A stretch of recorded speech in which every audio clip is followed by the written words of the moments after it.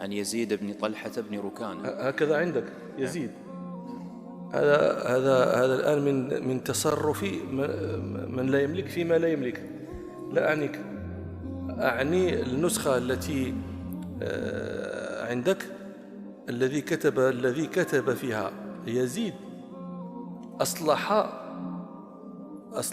ما لا يجوز له إصلاحه حيث لا يجوز له إصلاحه، لأن رواية يحيى عن زيد بن طلحة بن ركانة هذه هي رواية يحيى، ونحن ندرس رواية يحيى،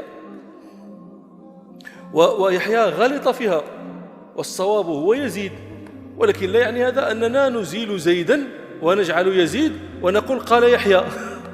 هذا يحيى لم يقله، هذا قلته أنت الذي صححت لي يحيى. فهمت الكلام؟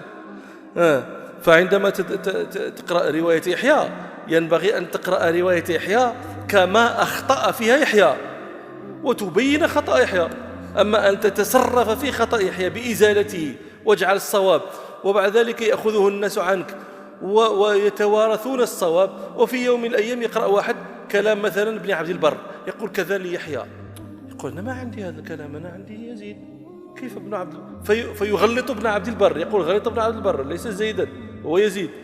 فهمتم؟